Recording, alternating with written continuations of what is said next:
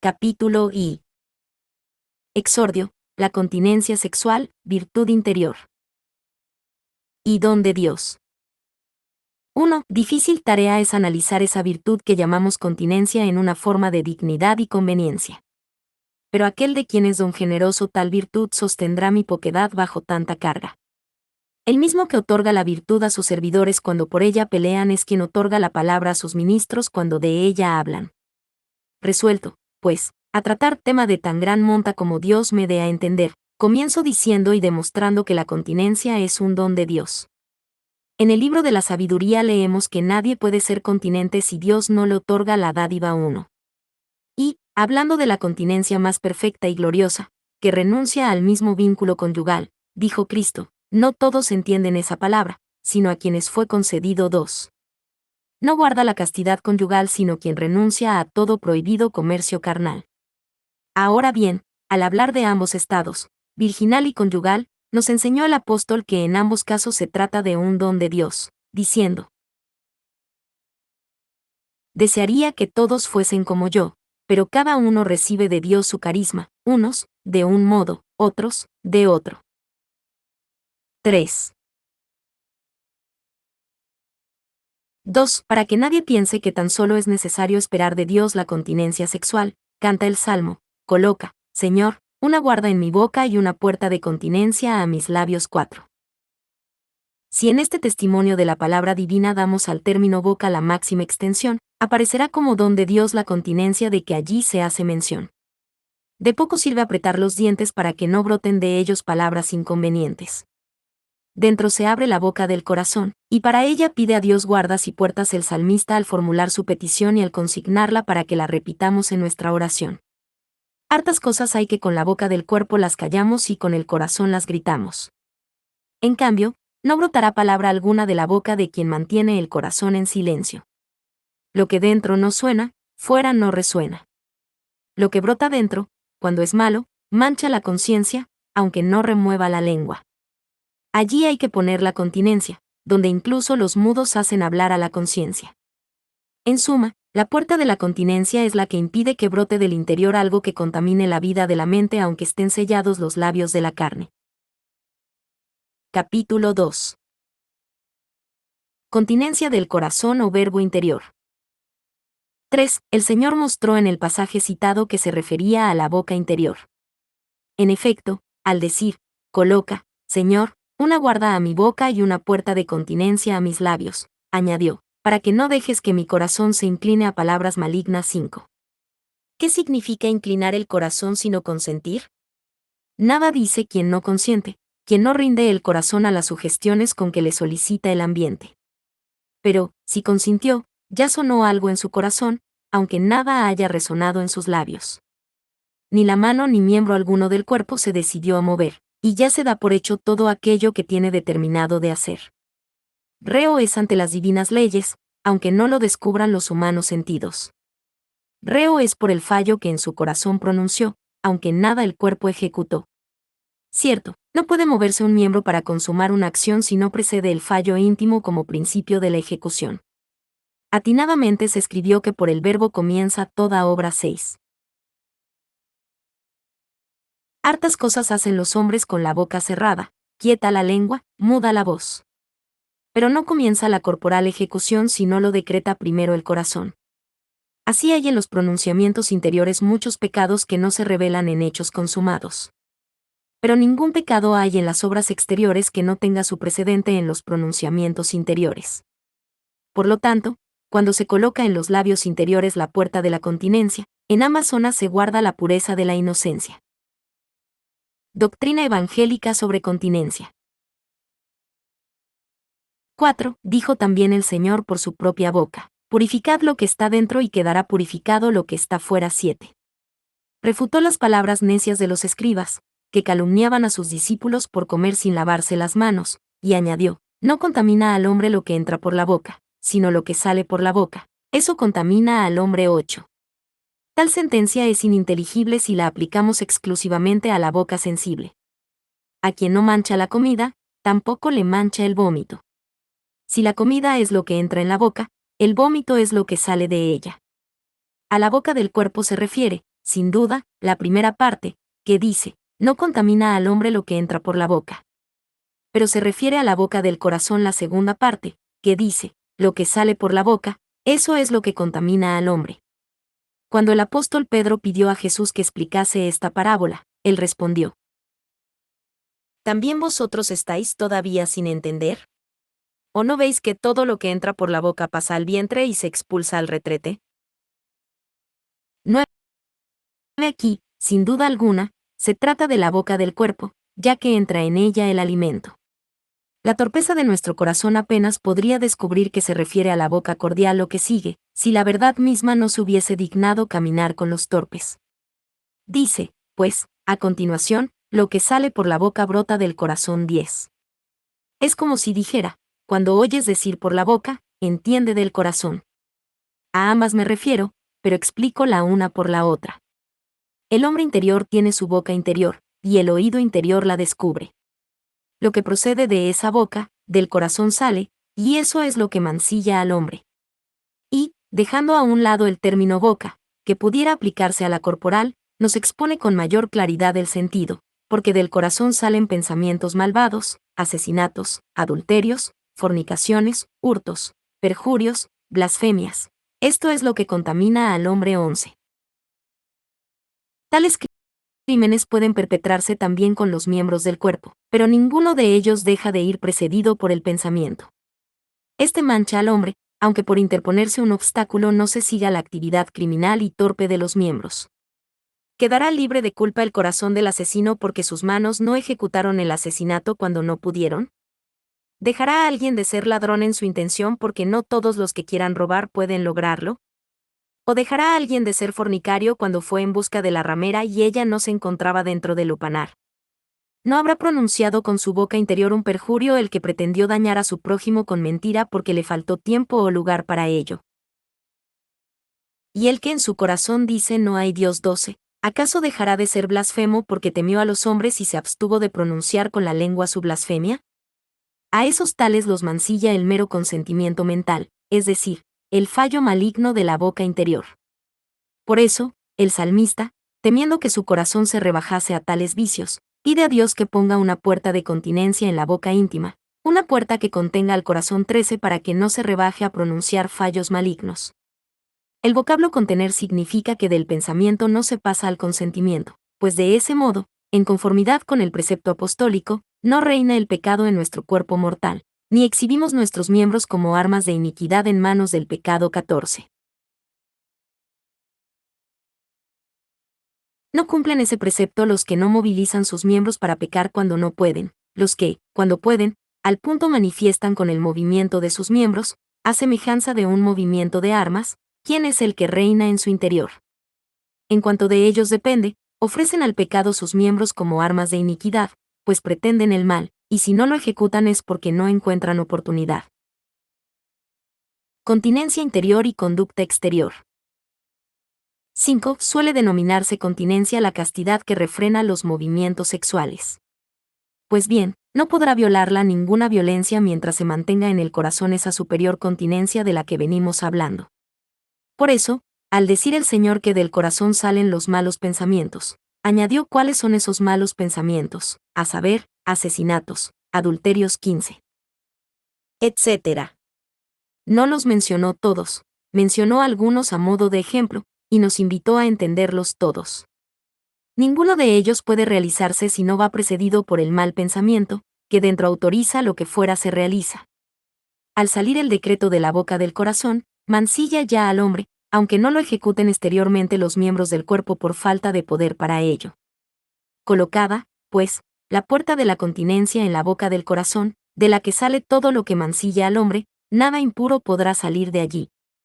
De ese modo se logra la pureza de que puede gozar la conciencia, si bien no se logra una perfecta continencia que no tenga que luchar con la concupiscencia.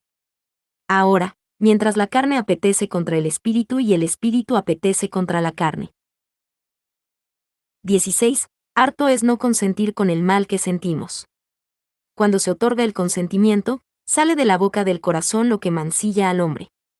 Mas cuando por obra de la conciencia se deniega el consentimiento, no podrá dañarnos la malicia de la carnal concupiscencia, pues lucha contra ella la continencia espiritual. Capítulo 3. Lucha temporal contra la carne mortal.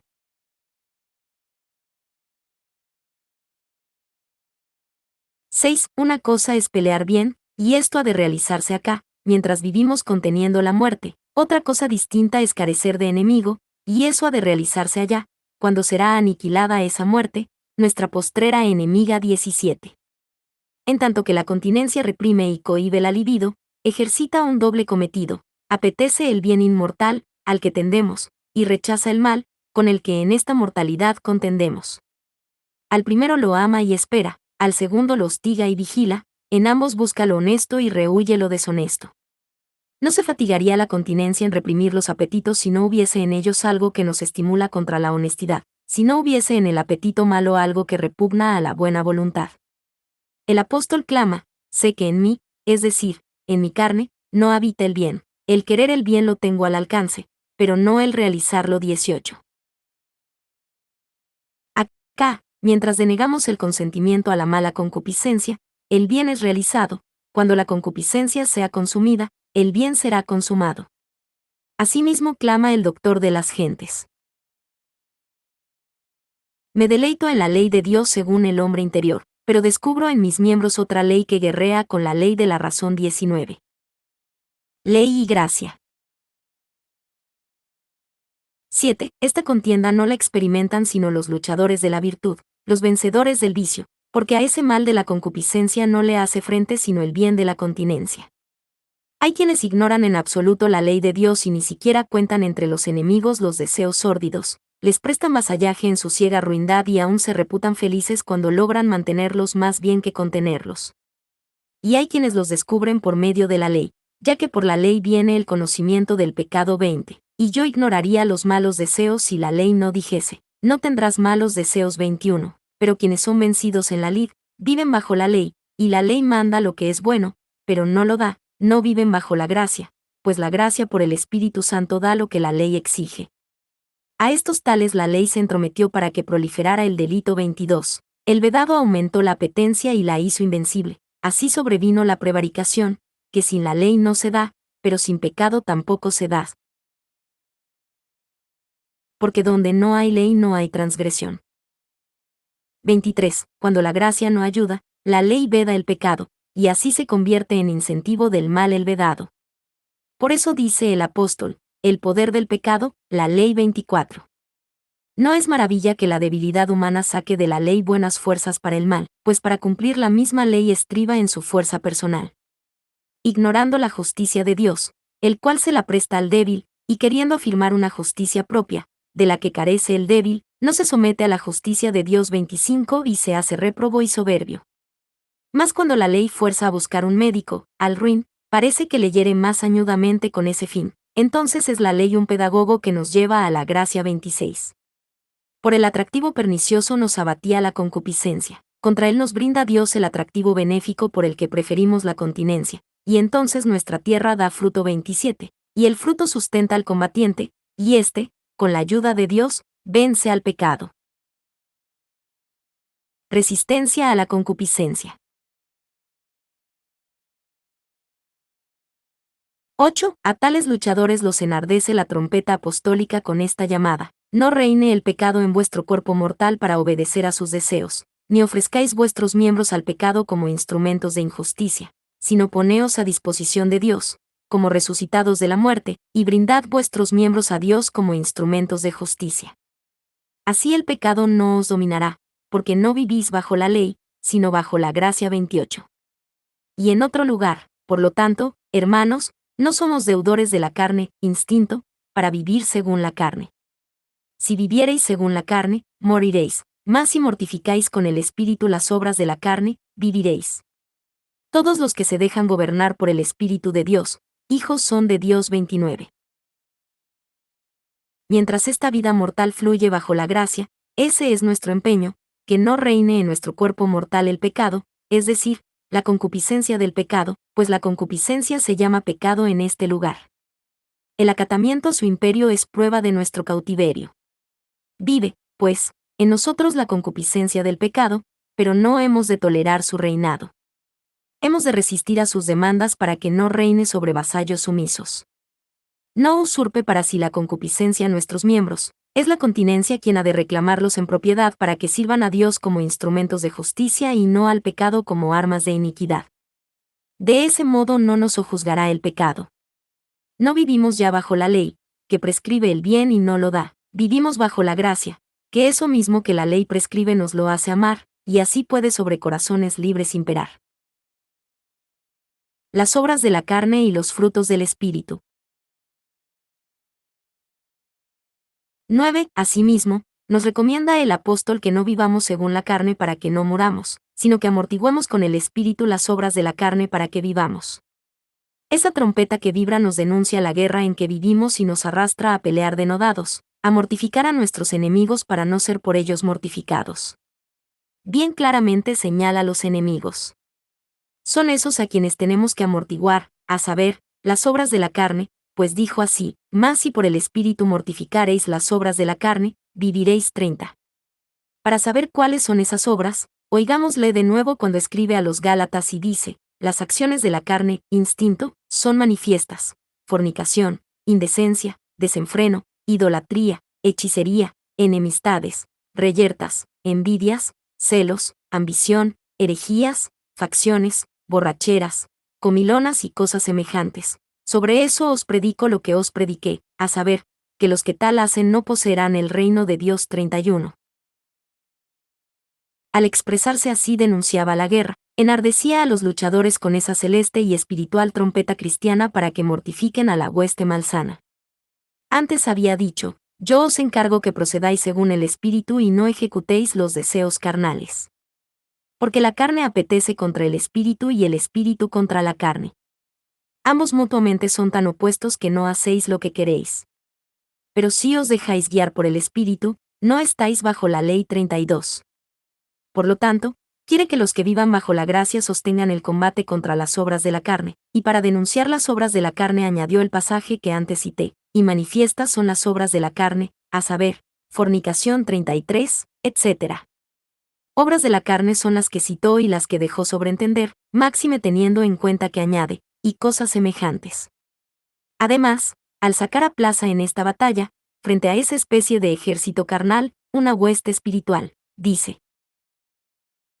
Por el contrario, los frutos del Espíritu son amor, gozo, paz, paciencia, amabilidad, bondad, fidelidad, mansedumbre y continencia. Contra semejantes frutos no hay ley. 34.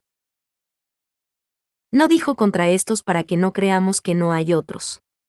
Bien es verdad que, aunque lo hubiese dicho, deberíamos aplicarlo a todos los frutos del mismo linaje que podamos pensar.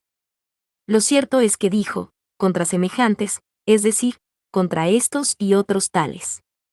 Y hasta parece que procuró con énfasis imprimir en nuestra memoria esta continencia de que me propuse tratar, y de la que ya he dicho hartas cosas.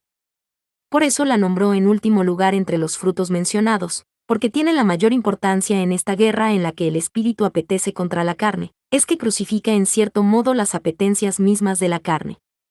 Y por eso, después de hablar así, continúa el apóstol, mas los que son de Jesucristo han crucificado su carne con pasiones y concupiscencias. 35. He ahí la obra de la continencia y he ahí cómo se mortifican las obras de la carne.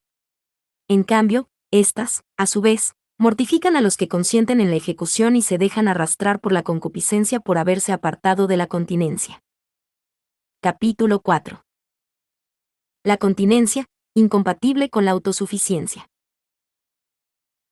10. Para no apartarnos de la continencia debemos velar contra la insidia de las sugestiones diabólicas, sin presumir de fuerzas propias. Porque maldito quien confía en un hombre. 36. ¿Y quién ha de ser ese sino el hombre? Quien la ponga en sí, siendo hombre, no podrá afirmar con verdad que no la pone en el hombre. ¿Y qué es vivir según el hombre sino vivir según la carne? Escuche, pues, quien se sienta seducido por el orgullo humano y tiemble si carece de sentido cristiano. Oiga, pues, si viviereis según la carne, moriréis. 37. 11. Quizá replique a alguien, No es lo mismo vivir según la carne que vivir según el hombre. El hombre es criatura racional, el alma racional es su atributo, y en eso se distingue del bruto. En cambio, la carne es nuestra parte ínfima y terrena, por lo cual vivir según la carne no es cosa buena. Quien vive según el hombre, no vive según la carne, sino según su específico atributo, a saber, según la razón con que aventaja al bruto. Tal discusión pudiera ser de algún interés en la escuela de los filósofos. Pero para entender nosotros al apóstol de Cristo hemos de atender al estilo cristiano. Todos aquellos cuya vida es Cristo creyeron, sin duda alguna, que el Verbo de Dios asumió al hombre entero, no privado de alma racional, como algunos herejes pretendieron. Y, sin embargo, leemos, el Verbo se hizo carne 38. ¿Qué significa aquí carne sino hombre? Y toda carne verá la salvación de Dios 39. ¿Qué quiere decir sino todo hombre? A ti vendrá toda carne 40. ¿Quién ha de venir sino todo hombre? Le diste poder sobre toda carne 41. ¿Sobre quién sino sobre todos los hombres? Por las obras de la ley no se justifica ninguna carne 42. ¿Qué quiere decir esto sino que no se justificará hombre alguno? Es lo que en otro lugar dice más claramente. No se justifica el hombre por las obras de la ley 43. Reprende a los corintios diciendo, ¿es que no sois carnales y camináis según el hombre? 44 les llama carnales, y, con todo, no dice que caminan según la carne, sino según el hombre. Aunque bien se ve que quiere decir según la carne. Si fuese culpa el vivir según la carne y virtud el vivir según el hombre, no les reprendería diciendo, camináis según el hombre. Reciba el hombre la reprensión, cambie la intención, evite la sanción. Escucha, hombre, no camines según el hombre, sino según aquel que hizo al hombre, no te apartes de aquel que te hizo a ti ni siquiera para buscarte a ti. Eso lo dijo un hombre que, sin embargo, no vivía según el hombre. Porque no soy idóneo para pensar por mí algo como de propia cosecha, sino que mi capacidad viene de Dios. 45. Mira si podía vivir según su propia humanidad quien tal cosa pudo asegurar con verdad. Es que cuando el apóstol avisa al hombre para que no viva según el hombre, devuelve a Dios el hombre. Quien es hombre y no vive según el egoísmo, sino según Dios, no vive ni siquiera según él mismo. Mas cuando su egoísmo no se destrona, dice el apóstol que vive según la carne, porque al nombrar la carne, como ya mostré, se sobreentiende la persona. Ya al mismo modo se entiende todo el hombre cuando se cita a sola el alma. Y así se dice sométase toda alma, es decir, todo hombre y a los poderes superiores 46. Y también, 75 almas, es decir, 75 hombres bajaron a Egipto con Jacob 47. No vivas según tú mismo, oh hombre. Ahí precisamente pereciste, pero te buscaron. Repito, no vivas según tú mismo, ahí pereciste y te encontraron. No condenes la naturaleza carnal cuando oyes decir, si viviereis según la carne, moriréis 48. Del mismo modo pudo decir, si vivís según vosotros, moriréis, y hubiese dicho bien. En efecto, el diablo carece de carnalidad, y, no obstante, por querer vivir según él mismo, no permaneció en la verdad 49. No es, pues, maravilla lo que de él dice con verdad la verdad, pues el diablo vive según él mismo. Cuando habla mentira, de lo suyo habla 50. Capítulo V. Desconfianza propia, confianza divina y responsabilidad personal. 12. Cuando oyes decir, el pecado no reinará en vosotros 51, no te fíes de ti para que no reine el pecado en ti.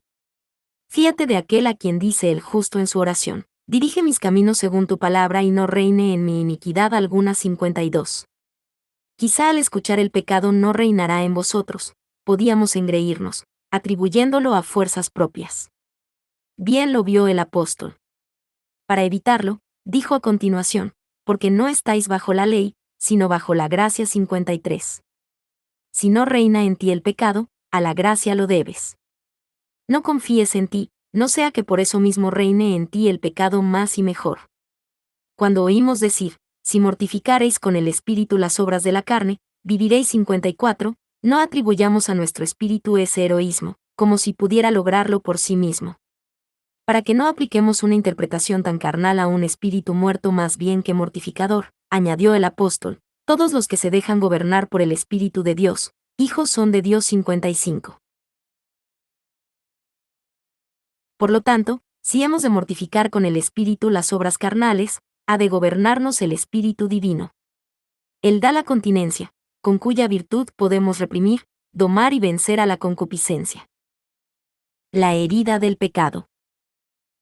13. En esta gran batalla en que el hombre sometido a la gracia se debate, socorrido por ella cuando mantiene con dignidad el combate, se regocija y estremece en el Señor. Pero aún los combatientes más aguerridos, los victoriosos mortificadores de los sentidos, no se libran de algunas llagas del pecado. Y para sanar tienen que repetir con verdad cada día, perdona nuestras ofensas 56. Luchan en la oración con mayor acritud y juicio contra el pecado y contra el diablo, príncipe y rey del vicio, así invalidan las mortíferas sugestiones con las que el demonio instiga al pecador a excusar más bien que a acusar los pecados, de manera que no solo no cicatricen las heridas, sino que se conviertan en graves y mortales las que eran comedidas. Aquí necesitamos de más cauta continencia para cohibir la engreída concupiscencia. El pecador se complace en su vida miserable y no quiere aparecer responsable. Rehúye el ser convencido de pecado cuando peca. No acepta su propia acusación con saludable humildad. Antes bien con ruinosa altivez inventa mil excusas. Para cohibir al altivo sofista pidió al Señor la continencia este salmista, cuyas palabras cité al principio y recomendé cuanto pude. Dijo él: Coloca, Señor, una guarda a mi boca y una puerta de continencia a mis labios para que no descienda mi corazón a palabras malignas. Y para explicar mejor el motivo de su preocupación añadió, inventando excusas en los pecados 57. ¿Hay algo más maligno que las palabras con que el malo niega ser malo? Aunque se le convenza de haber obrado mal y no pueda negarlo. No puede ocultar el hecho, ni denominarlo bien hecho, ni negar que él lo ha hecho, y entonces pretende hallar otro a quien cargar con la acción para escapar de la sanción. Al negarse a ser reo, aumenta su reato, al no acusar, sino excusar su conciencia, olvida que no se priva del castigo, sino de la indulgencia. Cuando los jueces son hombres y pueden engañarse, parece que aprovecha, por lo menos de momento, el embellecer la fechoría con alguna falacia. Pero ante Dios, que no puede engañarse, no hay que recurrir a una vana protección, sino a una llana confesión. Responsabilidad personal ante el pecado. 14. Entre esos que suelen excusar sus pecados hay quienes se lamentan de la fatalidad, que les determina a delinquir, como si fuese imposición de las estrellas, como si el cielo pecase al planear para que el pecador pueda después ejecutar. Otros prefieren atribuir su caída a la fortuna, pensando que todo acaece por combinaciones fortuitas, pero aseguran que lo saben y mantienen con su cuenta y razón, no con fortuita presunción. ¿No será demencia atribuir sus cálculos a la razón y sus acciones al azar? Otros atribuyen al diablo cuanto hacen de malo, pero niegan tener relación alguna con él, pudiendo sospechar que, en efecto, les persuadió a obrar mal con ocultas sugestiones, y no pudiendo dudar de que otorgan su consentimiento, vengan ellas de donde vinieren. Otros hay que convierten su excusa en una acusación contra Dios, por divinos juicios son míseros, y por su propio frenesí, blasfemos.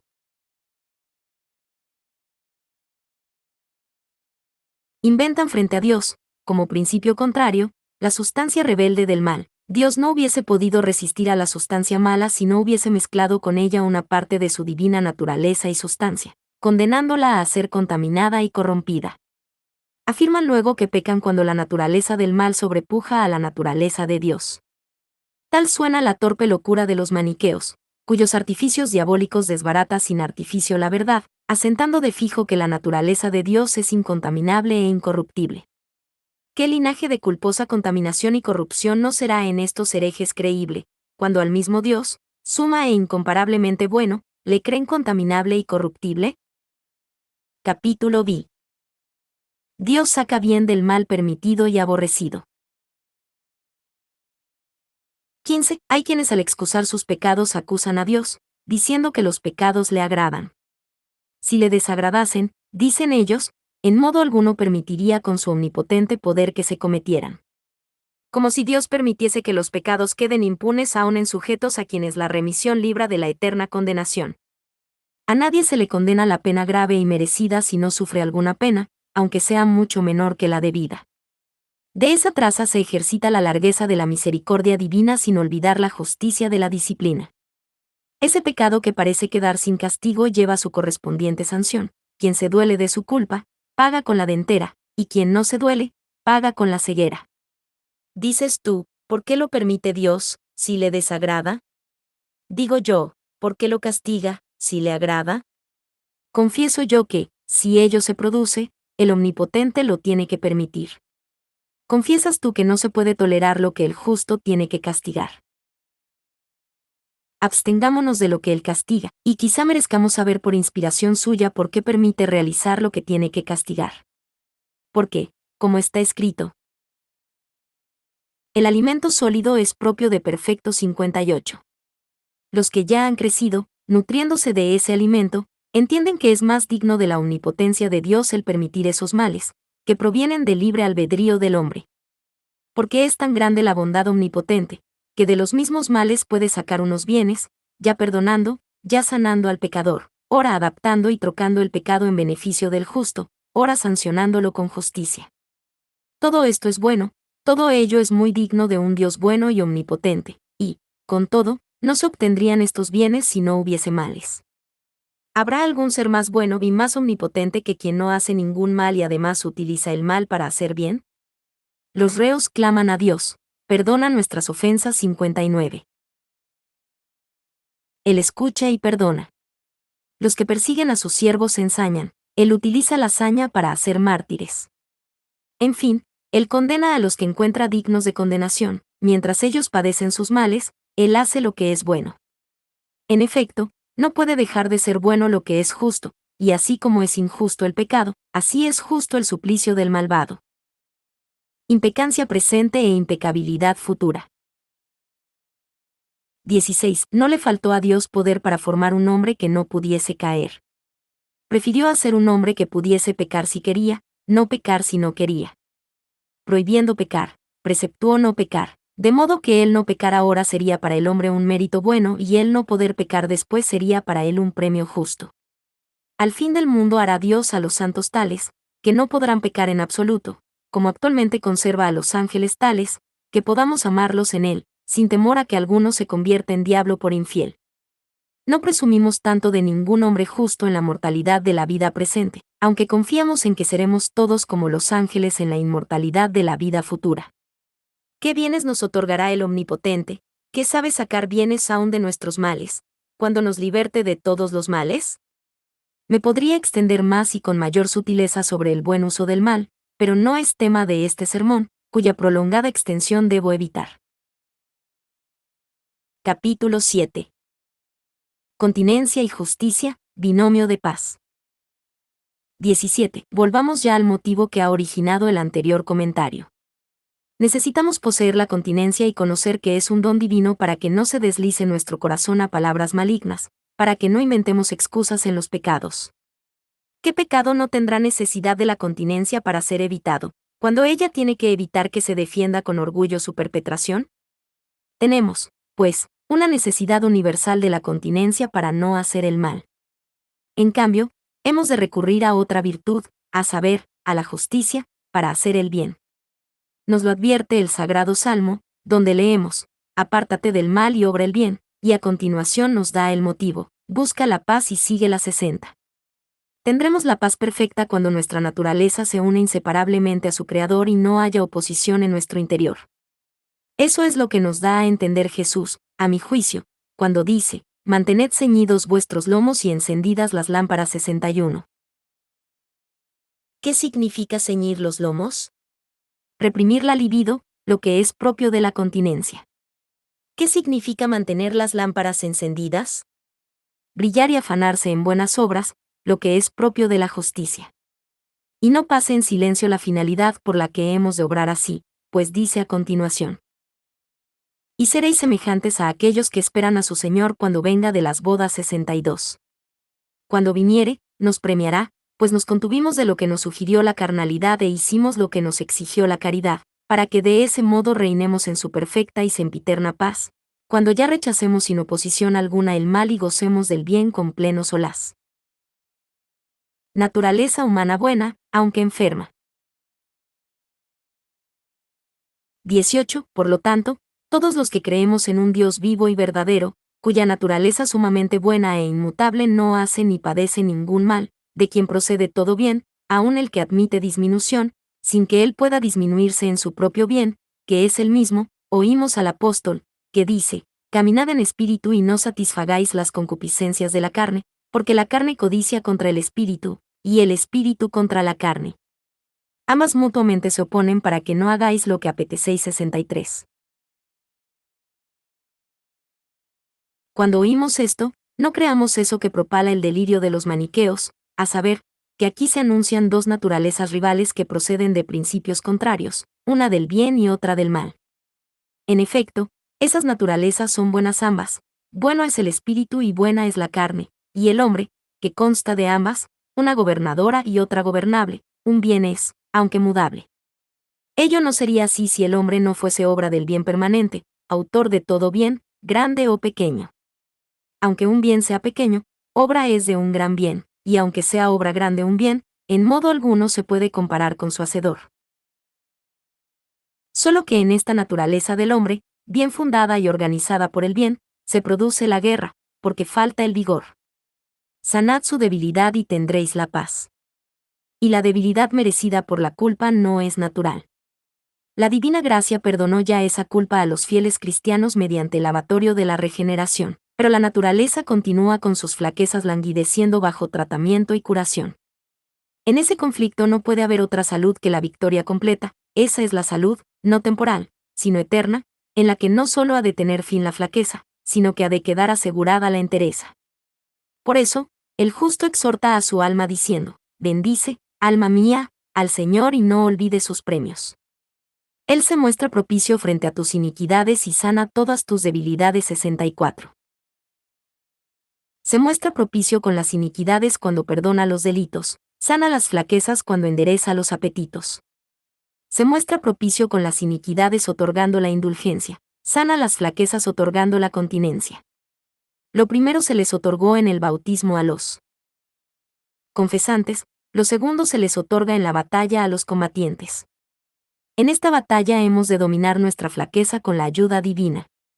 Lo primero se realiza también ahora, cuando Dios escucha nuestra súplica, perdona nuestras ofensas, y se realiza lo segundo cuando escucha nuestro ruego, y no nos dejes caer en la tentación. 65. Porque, como dice el apóstol Santiago, cada uno es tentado por su propia concupiscencia que lo arrastra y seduce. 66. Contra un tal achaque pedimos el socorro medicinal a aquel que puede curar nuestro mal, no despojándonos de la naturaleza extraña, sino reparando la naturaleza nuestra. Por eso, el citado apóstol no dice solamente, cada uno es tentado por su concupiscencia, sino que añade propia, para que quien lo oiga entienda cómo debe rezar. Yo dije, Señor, ten piedad de mí, remedia mi alma, pues pequé contra ti. 67. No necesitaría el alma remedio si al pecar no se hubiese desequilibrado de modo que su carne codiciara contra ella, es decir, si no hubiese encontrado oposición dentro de su ser cuando su carne empezó a enflaquecer. Capítulo 8. Amar la carne es resistir a sus vicios contra el espíritu. 19. Nada apetece la carne sino mediante el alma. Pero se dice que apetece contra el espíritu cuando se produce la concupiscencia carnal y el alma lucha contra el espíritu. Ese es nuestro compuesto. Esta carne que muere cuando se aparta de ella el alma y es nuestra parte ínfima, no se rechaza para ser abandonada, sino que se depone para ser recuperada para siempre jamás. Se siembra un cuerpo animal y resucitará un cuerpo espiritual. 68. Nada apetecerá entonces la carne contra el espíritu, cuando ella misma se denominará espiritual, porque se someterá al espíritu no solo sin repugnancia alguna, sino también sin necesidad alguna de alimento corporal, para que la vivifique el espíritu. Pidamos y hagamos que concuerden estos dos elementos que ahora se oponen dentro de nosotros, ya que en ambos está nuestra personalidad. Ninguno de los dos es enemigo nuestro, sino el vicio, por el que la carne codicia contra el espíritu. Sanado el vicio, desaparece el vicio, y ambas sustancias quedan sanas, no puede haber entre ellas conflicto. Oigamos al apóstol, sé que el bien no habita en mí, es decir, en mi carne 69. Eso dice porque no es bueno el vicio de la carne, aunque resida en una sustancia buena. Suprimido el vicio, ella subsiste, pero no ya viciada ni viciosa. Para mostrar que la carne pertenece a nuestra naturaleza, empieza diciendo el apóstol, sé que el bien no habita en mí. Y para explicarse añade, es decir, en mi carne. De ese modo afirma que su carne es él. Luego no es ella nuestra enemiga. Cuando resistimos a sus vicios la amamos, puesto que la curamos, ya que nadie tuvo jamás odio a su carne 70, como dice el mismo apóstol. Y en otro lugar dice, por lo tanto, yo mismo sirvo con la mente a la ley de Dios, mientras con la carne sirvo a la ley del pecado 71. ¿Cómo sirve con la carne a la ley del pecado? ¿Acaso dando su consentimiento a la concupiscencia carnal? Nunca. Es que siente en la carne un movimiento de deseos que no quiere tener, y que, sin embargo, ha de padecer. Pero sirve con su mente a la ley de Dios al no consentir y reprime sus miembros para que no puedan servir como armas de pecado. Temporalidad de la oposición carne y espíritu. 20. Surge, por lo tanto, dentro de nosotros el mal deseo, pero no vivimos mal cuando no consentimos en el devaneo. Surge dentro de nosotros la concupiscencia pecaminosa, pero no ejecutamos el mal mientras resistimos, aunque no se ha consumado nuestro bien mientras la sentimos. Ambas cosas nos muestra el apóstol, a saber, no es perfecto el bien, pues el mal se apetece, ni es consumado el mal, cuando a tal concupiscencia no se la obedece. Lo primero lo expresa diciendo, al alcance tengo el querer, pero no tengo el consumar el bien 72. Lo segundo lo expresa así, proceded según el espíritu y no ejecutéis las concupiscencias del instinto 73.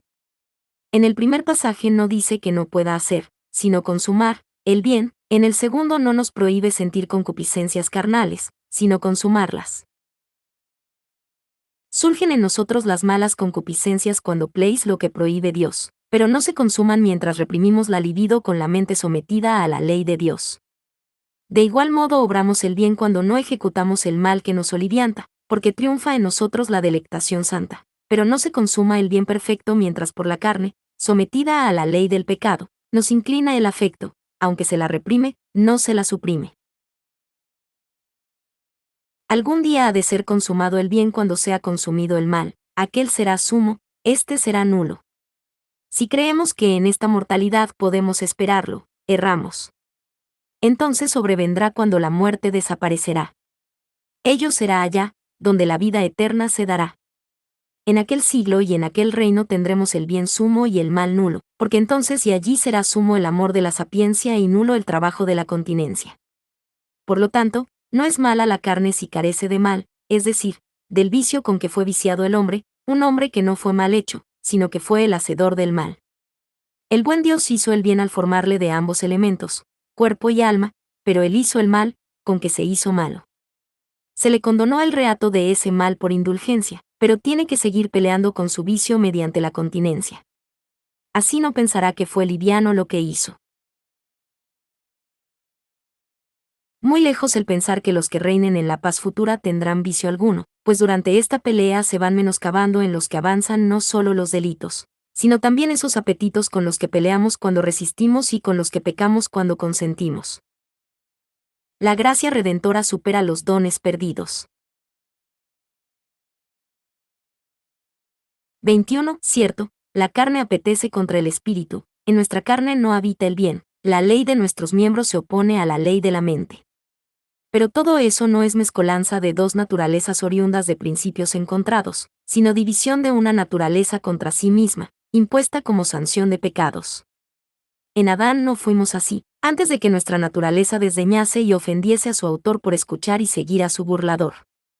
No es esta la vida constitutiva del hombre creado, sino el castigo consecutivo del hombre condenado.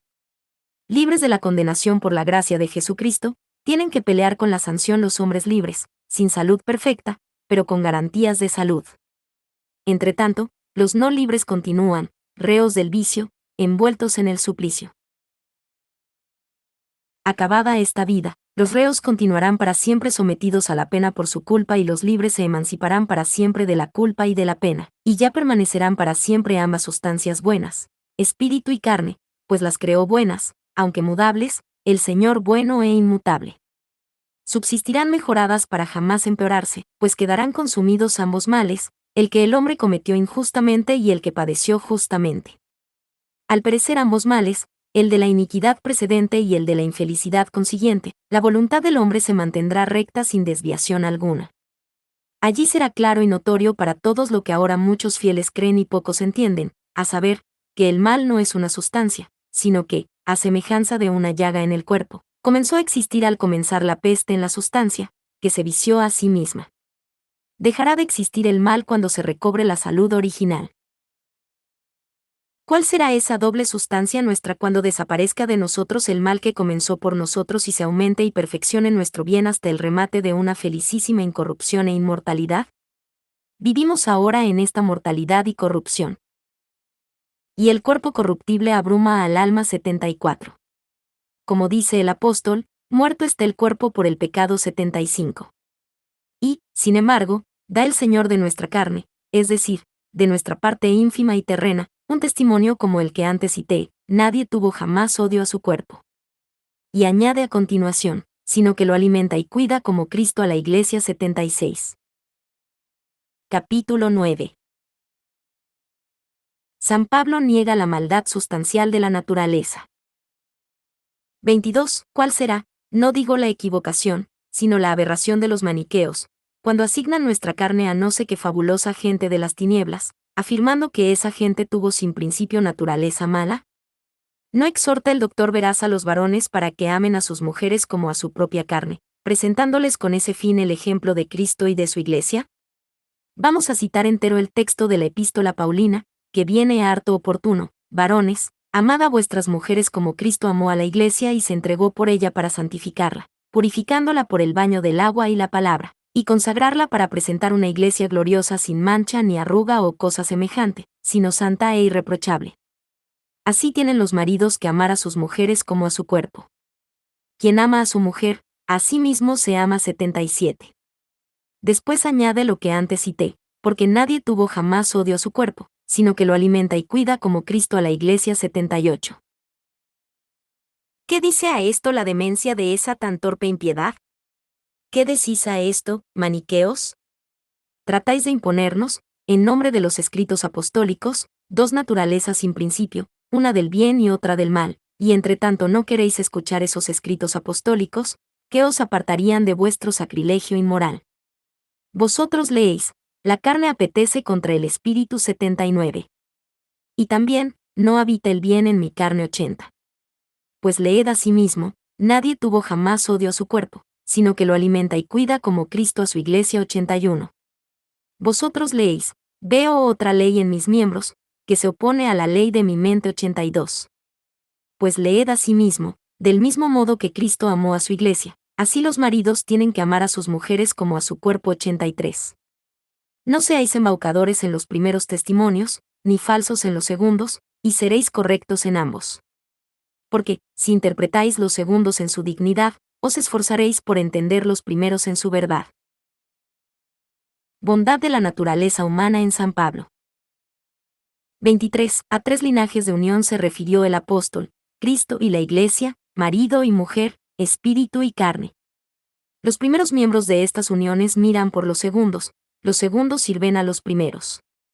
Todos ellos son buenos, mantienen la hermosura del orden, tanto los primeros, que presiden con excelencia, como los segundos, que se someten con decencia. Para saber cómo han de comportarse mutuamente, el varón y la mujer reciben un precepto y un ejemplo. El precepto es: someteos, las mujeres a los maridos como al Señor, ya que el marido es cabeza de la mujer. 84. Y también, varones, amad a vuestras mujeres. A las mujeres les presenta el ejemplo de la Iglesia, a los varones el de Cristo, diciendo: como la Iglesia se somete a Cristo, así las mujeres a sus maridos en todo.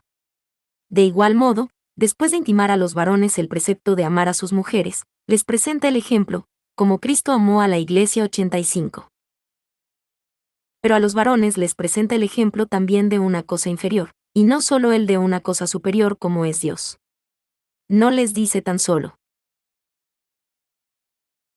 varones, amad a vuestras mujeres como Cristo amó a la Iglesia, que es un ejemplo superior, sino que añade: Los maridos tienen que amar a sus mujeres como a su cuerpo. 86. Que es un ejemplo inferior. Porque buenos son tanto el superior como el inferior. No se le cita a la mujer el ejemplo de la carne o cuerpo para que se someta a su marido como la carne al espíritu. Quizá quiere el apóstol que se sobreentienda, aunque no lo citó.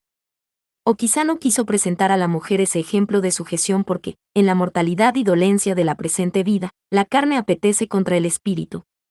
Se lo citó a los varones porque, aunque el espíritu apetece contra la carne, lo hace mirando por el bien de la carne. Por el contrario, la carne que apetece contra el espíritu, con su oposición no mira por el espíritu, ni siquiera por sí misma. No miraría por el bien de la carne el espíritu bueno, ya cuando nutre y vigoriza la naturaleza carnal por la providencia, ya cuando resiste a sus vicios por la continencia, si no patentizasen ambas sustancias a su causa divina con el decoro de su correspondiente disciplina. ¿Por qué, auténticos dementes, os vendéis por cristianos? Lucháis sin tino contra las escrituras cristianas, con los ojos cerrados o más bien apagados, afirmando que Cristo apareció a los mortales en una carne falsa, que la Iglesia pertenece a Cristo en cuanto al alma, y al diablo en cuanto al cuerpo, que el sexo masculino y el femenino son obra de Satanás y no del Omnipotente, y que la carne se une al espíritu como una sustancia pésima se une a otra excelente. Capítulo X. Contradicciones del dualismo maniqueo. 24. Si os parece que no son decisivos los textos de los escritos paulinos que acabo de citar, escuchad aún otros, si es que tenéis oídos. ¿Qué es lo que dice el loco de Manés acerca de la carne de Cristo? Que no era verdadera, sino falsa. ¿Y qué dice a eso el bienaventurado apóstol? Recuerda que Jesucristo resucitó de entre los muertos y pertenece al linaje de David, según mi Evangelio 87. Y el mismo Cristo dijo, tocad y ved, un fantasma no tiene carne y huesos, como veis que yo tengo 88. ¿Cómo ha de haber en esa doctrina maniquea verdad, cuando afirma que en la carne de Cristo había falsedad? ¿Cómo no iba Cristo a merecer censura si hubiese habido en él tal impostura? Para esos hombres demasiado puros es un mal la carne verdadera y no es un bien el dar la carne falsa por verdadera. Es un mal la carne verdadera de Cristo cuando nació del linaje de David, y, en cambio, no sería un mal la lengua embustera de Cristo cuando dice: tocad y ved, un fantasma no tiene carne y huesos, como veis que yo tengo. ¿Y qué dice acerca de la Iglesia el seductor de los hombres en ese mortífero error? Afirma que por parte de las almas pertenece a Cristo, pero que pertenece al diablo por parte de los cuerpos. ¿Y qué dice a eso el doctor de las gentes en la fe y en la verdad? Afirma, ¿no sabéis que vuestros cuerpos son miembros de Cristo? 89. ¿Qué dice acerca del sexo masculino y femenino el hijo de la perdición? Afirma que ambos sexos no proceden de Dios, sino del diablo. ¿Y qué dice a eso el vaso de elección? Afirma, si la mujer procede del varón, también el varón nace de la mujer y ambos proceden de Dios. 90. ¿Qué dice acerca de la carne, por medio de Manés, el espíritu inmundo? Afirma que es sustancia mala, creada no por Dios, sino por el enemigo. ¿Y qué dice a eso, por medio de Pablo, el Espíritu Santo? Afirma, como el cuerpo es uno y tiene muchos miembros, y, a pesar de ser muchos los miembros del cuerpo, este es uno, del mismo modo Cristo. 91. Y poco después añade: colocó Dios los miembros a cada uno de ellos en el cuerpo según le plugo. 92. Y luego, Dios organizó el cuerpo dando más honor al que carece de él, de modo que no hubiera fisuras en el cuerpo, sino que y todos los miembros se interesaran recíprocamente unos por otros. Si un miembro sufre, sufren con él todos los miembros. Si un miembro es glorificado, se congratulan todos los miembros. 93. ¿Cómo ha de ser mala la carne, cuando se amonesta a las mismas almas a que imiten la paz que guarda ella en sus miembros? ¿Cómo ha de ser obra del enemigo, cuando las mismas almas, que rigen los cuerpos, han de imitar a los miembros del cuerpo para no permitir divisiones entre ellas? ¿Cuándo tienen que desear tener por gracia lo que Dios estableció en el cuerpo por naturaleza? Con razón escribía Pablo a los romanos: os exhorto, hermanos, por la misericordia de Dios, que ofrezcáis vuestros cuerpos como sacrificio vivo, santo, agradable a Dios. 94. En vano diríamos que las tinieblas no son la luz, ni la luz es tiniebla, si en estos cuerpos, procediendo de las tinieblas, presentamos un sacrificio vivo, santo y agradable a la divina majestad. Capítulo 11.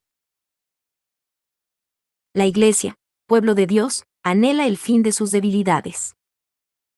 25. Pero dirán, ¿dónde está la semejanza para comparar la carne con la Iglesia? ¿Acaso la Iglesia apetece contra Cristo, habiendo dicho el apóstol, la Iglesia está sometida a Cristo? 95. En efecto, la Iglesia está sometida a Cristo. Por eso apetece el Espíritu contra la carne, para que la Iglesia se someta a Cristo plenamente. Solo que también la carne apetece contra el Espíritu, porque la Iglesia no ha recibido aún la paz perfecta que se le prometió. Por eso, la Iglesia está sometida a Cristo con garantías de convalecencia, mientras la carne apetece contra el Espíritu por debilidades de la dolencia. Miembros de la Iglesia eran esos miembros a quienes se dijo, proceded según el Espíritu y no ejecutéis las concupiscencias de la carne. Porque la carne apetece contra el Espíritu, y el Espíritu contra la carne.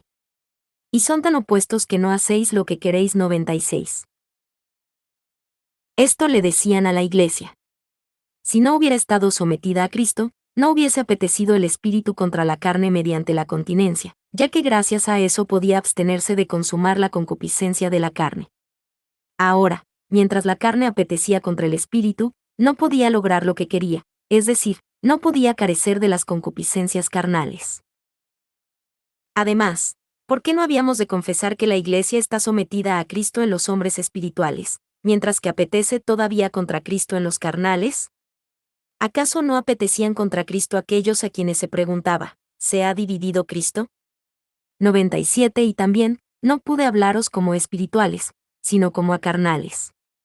Como a párvulos en Cristo os di a beber leche, no comida, porque no podíais soportarla, ni aún ahora podéis, porque aún sois carnales. ¿Es que no sois carnales habiendo entre vosotros celos y disensiones? 98. ¿Contra quién apetecen los celos y las disensiones sino contra Cristo? Estas concupiscencias carnales, Cristo en los suyos las sana, pero en nadie las ama. Por eso, mientras haya en la Iglesia miembros tales, ella es santa, pero no está aún sin mancha ni arruga. Tengamos en cuenta, además, aquellos pecados por los que cada día clama toda la Iglesia. Perdona nuestras ofensas. 99. Ni siquiera los espirituales carecen de ellas. Para que no nos hagamos ilusiones, dijo, no uno cualquiera de los carnales, ni cualquiera de los espirituales, sino aquel que sobre el pecho de Cristo descansó y a quien con preferencia a todos el amó 100. Si decimos que carecemos de pecado, nos engañamos a nosotros mismos y no habita en nosotros la verdad. 101. En todo pecado, más en el mayor, menos en el menor, hay una apetencia contra la justicia. Y de Cristo está escrito, Dios le hizo para nosotros sabiduría y justicia, santificación y redención. 102. Luego en todo pecado se apetece contra Cristo. Más cuando el que cura todas nuestras dolencias. 103 haya otorgado a su Iglesia la prometida curación de la nuestra, no habrá ni la más pequeña mancha ni arruga en ninguno de sus miembros. Entonces no apetecerá en modo alguno la carne contra el Espíritu y el Espíritu no tendrá ya motivos para apetecer contra la carne. Entonces acabarán los lamentos y habrá suma concordia entre ambos elementos. Desaparecerá lo carnal, hasta el punto de que la misma carne se denominará espiritual. Esto que ahora ejecuta con su carne todo el que vive según Cristo, apeteciendo contra las malas apetencias de ella, conteniéndola para sanarla, pues no la tiene sana, nutriendo y vigorizando, sin embargo, su naturaleza buena, ya que nadie tuvo jamás odio a su carne. 104. Todo eso lo ejecuta Cristo con la Iglesia, en cuanto cabe comparar las cosas pequeñas con las grandes. La contiene con sus sanciones para que no se extravíe engreída con la impunidad, la reanima con sus consolaciones para que no sucumba abrumada por su debilidad. Por eso dice el apóstol: si nos examinamos nosotros mismos, no nos aplicaríamos el juicio, y si nos juzga el Señor es que nos escarmienta para no condenarnos con este mundo. 105. Y el Salmo dice, según la muchedumbre de dolores de mi corazón, tus consolaciones alegraron mi alma. 106. Cuando la Iglesia de Cristo retenga sin temor la seguridad inalterable, entonces hay que esperar para nuestra carne sin oposición la salud inquebrantable. Capítulo 12. Falsa continencia de maniqueos y herejes. 26. Baste esta defensa de la verdadera continencia contra los maniqueos, falsos continentes. No vayan a creer que la fatiga fructífera y gloriosa de la continencia es tortura hostil y no castigo saludable de esta ínfima parte nuestra, es decir, del cuerpo, cuando lo desviamos y apartamos de las ilícitas y desordenadas complacencias. El cuerpo es extraño, sin duda, a la naturaleza del alma, pero no es extraño a la naturaleza del hombre. No entra el cuerpo en la composición del alma, pero el hombre consta de alma y cuerpo, y cuando Dios nos redime, al hombre entero redime. El Salvador al hombre entero asumió, dignándose redimir en nosotros la totalidad que él formó. ¿Qué aprovecha a los que se oponen a esta verdad el reprimir su liviandad? Eso suponiendo que los maniqueos la repriman. Siendo impura su continencia, ¿qué podrán purificar con ella? Ni siquiera hemos de llamarla continencia, ya que el pensar lo que ellos piensan es un virus diabólico, mientras que la continencia es un don divino. No todo el que padece algo o tolera bravamente cualesquiera desastres posee esa virtud que llamamos paciencia y que es también un don de Dios. Hay quien soporta interminables torturas para no denunciarse a sí mismo o a sus cómplices en el crimen, otros, para satisfacer fogosas concupiscencias, para obtener o no perder aquellos objetos a los que están encadenados con el lazo de un ruin amor, otros, por múltiples y fatídicos errores en los que viven aprisionados. Líbrenos Dios que estos tales tengan una paciencia auténtica. Pues del mismo modo, no todo el que se contiene, aunque contenga ferozmente las concupiscencias de la carne y del alma, posee esa continencia de cuya utilidad y belleza vengo hablando. Puede parecer paradójico, pero es cierto, hay quienes se contienen por incontinencia. Pongo por ejemplo una mujer que se contiene del comercio carnal con su marido porque se lo tiene jurado al adúltero. Otros se contienen por injusticia. Pongo por ejemplo la mujer que niega el débito conyugal a su marido porque ella puede prescindir con facilidad de ese apetito del cuerpo, y digo lo mismo del varón. Asimismo, hay quienes se contienen seducidos por una fe falsa, porque esperan y pretenden vanidades. Ahí tenemos a los herejes y a todos los que bajo el nombre de religión son burlados por alguna aberración. Su continencia sería verdadera cuando fuese verdadera su fe. Pero es el caso que no puede ni denominarse fe la que es falsa, por tanto, su continencia es indigna de tal nombre. ¿O es que vamos a identificar el pecado con la continencia, de la que dijimos con verdad que es un don de Dios? Lejos de nuestro corazón tan detestable locura. Y, sin embargo, dice el bienaventurado apóstol: todo lo que no brota de la fe es pecado. 107. No hemos, pues, de llamar la continencia cuando carece de la fe. La continencia conyugal, moderadora de la concupiscencia. 27. No faltan quienes sirven descaradamente a los espíritus malignos. Se abstienen de ciertos placeres corporales para satisfacer, valiéndose de los espíritus, otras apetencias nefandas, cuyo impulso y ardor no reprimen. Voy a sugerir algo, aunque callaré lo demás por no alargar la exposición. Hay quienes no tocan a sus mujeres propias porque, simulando purificarse mediante artes mágicas, pretenden alcanzar mujeres ajenas. O admirable continencia, o mejor, o perversidad y torpeza singular.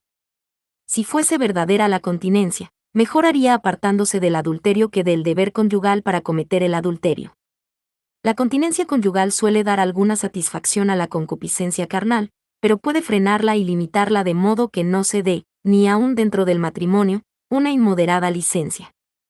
Se guarda la moderación que conviene a la fragilidad del cónyuge, ya que el apóstol lo permite, aunque no lo exige. 108. O bien la que conviene a la procreación de los hijos, causa única de la unión carnal permitida a los antiguos patriarcas. La continencia modera, pues, y limita, en cierto modo, en los cónyuges la concupiscencia, ordenando, dentro de un cierto reglamento, su inquieto y desordenado movimiento. Cuando eso hace, utiliza bien el mal del hombre para hacer buena y perfecta a la persona. También Dios utiliza a los malos por razón de los buenos, a quienes perfecciona. Capítulo 13. Ámbito de continencia en cuerpo y espíritu. 28. De la continencia dice la Escritura: pertenece a la sabiduría conocer cuyo es este don. 109. Pero no digamos que la poseen los que al contenerse rinden pleitesía al error o dominan algunos apetitos menguados para satisfacer otros por cuya violencia se sienten dominados. La continencia verdadera que viene de lo alto no trata de sojuzgar unos con otros males, sino de curar males con bienes. Podemos resumir así su actividad. La función de la continencia es procurar reprimir y sanar los gozos de la concupiscencia cuando se oponen al deleite de la sabiduría. Por lo tanto, reducen su misión con exceso los que le reservan únicamente las apetencias corporales. Mucho mejor definen la continencia los que, no mencionando el cuerpo, le asignan en general el gobierno de la concupiscencia o libido. Porque este vicio de la concupiscencia no es de solo el cuerpo, sino también del alma. Descubrimos la concupiscencia corporal en la fornicación y en la embriaguez, pero ¿acaso son placeres carnales, y no más bien movimientos y perturbaciones espirituales las enemistades, riñas, celos y animosidades? 110. El apóstol llamó obras de la carne a todos estos vicios, ya pertenezcan propiamente al alma, ya a la carne, porque dio el nombre de carne al hombre entero. Aquí se oponen las obras del hombre a las de Dios. Porque el hombre que las ejecuta y cuando las ejecuta vive según él mismo y no según Dios. Es que hay otras obras del hombre que más bien merecen el nombre de obras de Dios. Así dijo el apóstol, porque Dios es quien obra en vosotros el querer y el obrar según la buena voluntad 111. Y también, cuantos se dejan llevar del Espíritu de Dios, son hijos de Dios 112. Continencia necesaria de los renacidos en Cristo. 29. Cuando el espíritu del hombre se une al de Dios, apetece contra la carne, es decir, contra sí mismo. Pero apetece también en favor de sí mismo, ya que esos movimientos carnales o espirituales, que son según el hombre y no son según Dios, y que subsisten por la contraída dolencia, son reprimidos para conseguir la salud por la continencia. Así el hombre que no vive según el hombre puede repetir, vivo, pero no yo, sino que Cristo vive en mi 113. Donde no vivo, allí vivo más feliz. Y así, cuando surge el movimiento réprobo según el hombre, el que resiste, porque sirve con su pensamiento a la ley de Dios, puede decir, ya no lo produzco yo 114. A estos tales se dirigen aquellas palabras que nosotros debemos escuchar como compañeros y partícipes. Si habéis resucitado con Cristo, buscad las cosas de arriba, en donde está Cristo sentado a la diestra de Dios, buscad las cosas de arriba, no las de la tierra. Porque muertos estáis y vuestra vida está oculta con Cristo en Dios. Cuando apareciere Cristo, vida vuestra, entonces también vosotros apareceréis con Él en la gloria. 115. Entendamos a quienes se dirige, escuchemos con mayor atención. ¿Habrá cosa más diáfana y segura? Se dirige, sin duda, a los que habían resucitado con Cristo, no aún en la carne, pero sí en la mente. Los llamó muertos, y por eso mismo más vivos, pues dice, vuestra vida está oculta con Cristo en Dios. De tales muertos procedía aquella voz, vivo, pero no yo, sino que Cristo vive en mí. Su vida estaba oculta en Dios, y se les amonestó para que mortificasen sus miembros, que estaban sobre la tierra. Por eso sigue, mortificad vuestros miembros terrenales. Y para que nadie demasiado torpe creyera que tienen que mortificar estos miembros visibles del cuerpo, aclaró a continuación, la fornicación, impureza, pasión, concupiscencia mala y avaricia, que es una especie de idolatría 116. ¿Acaso hemos de pensar que esos tales, que ya estaban muertos, cuya vida estaba oculta con Cristo en Dios, fornicaban aún, vivían aún en obras y costumbres inmundas, servían aún a las perturbaciones de la mala concupiscencia y de la avaricia? Tan solo un loco puede atribuirles tales vicios. Pues, ¿qué es lo que han de mortificar con esa actividad de la continencia sino los movimientos mismos que viven cuando nos solicitan, aunque el consentimiento mental no lo demos, aunque con el cuerpo nada ejecutemos? ¿Y cuándo los mortificamos por obra de la continencia? Cuando rehusamos ese consentimiento mental, cuando no les ofrecemos como instrumento el órgano corporal. Y esto hemos de procurar con mayor celo de la continencia, cuando nos apartamos para que no se deleite en el pecado nuestro pensamiento y lo empleamos con mayor deleite en algún espiritual entretenimiento, aunque nos resintamos del toque y solicitación del movimiento malo. Para eso los menciona el apóstol en sus escritos, para que no habitemos en ellos, sino que huyamos de ellos. Y ello se logra si escuchamos con eficacia lo que Dios nos intima por su apóstol. Buscad las cosas de arriba, donde está Cristo sentado a la diestra de Dios, buscad las cosas de arriba, no las de la tierra. 117. Capítulo 14. Las obras de continencia, refrendo de la fe verdadera. 30. Después de citar esos vicios, dice Pablo, a continuación, por ellos viene la ira de Dios sobre los hijos de la infidelidad. 118. Infunde un temor saludable para que los fieles no piensen que pueden salvarse por sola su fe aunque vivan dentro de los vivos. El apóstol Santiago clama contra ese modo de sentir, y abiertamente reclama, si alguien dice que tiene fe y no tiene obras, ¿acaso la fe podrá salvarle? 119. Por esa razón dice aquí el doctor de las gentes que la ira de Dios viene sobre la ira de la infidelidad por causa de los vicios. Al añadir, así procedíais también vosotros mientras vivíais de ese modo. 120. Indica con harta claridad que ya no vivían en tales vicios. En efecto, estaban muertos, y su vida estaba oculta con Cristo en Dios. Ya no vivían en ellos, y se les manda que los mortifiquen. No vivían en ellos los vicios, pero vivían en ellos los movimientos de los vicios, como antes mostré. Y denomina miembros a esos vicios que habitaban en sus miembros. Es usual el nombrar el contenido por el continente, y así se dice, toda la plaza habla de eso, es decir, la gente que está en la plaza. Por ese modo de hablar canta el Salmo.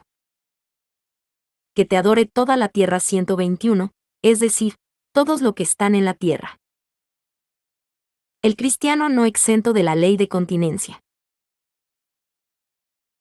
31, dice Pablo, renunciad ahora también vosotros a todos los vicios. 122. Y menciona muchos de tales vicios. Pero ¿y por qué no le basta decir, renunciad a todos ellos, sino que añade, también vosotros? Para que no pensaran que podían tener los vicios y vivir impunemente en ellos, imaginando que su fe había de librarlos de la ira, ya que esa ira viene sobre los hijos de la infidelidad cuando tienen esos vicios y sin fe en ellos viven. Dijo pues, renunciad también vosotros a esos vicios, por los que viene la ira de Dios sobre los hijos de la infidelidad, y no os prometáis la impunidad de los mismos por ningún mérito de vuestra fe. Ya habían renunciado a tales vicios en cuanto que ni daban su consentimiento ni ofrecían sus miembros como instrumento de pecado. Y, sin embargo, les intima, renunciad. Es que la vida de los cristianos, mientras somos mortales, así es y en esa actividad se emplea.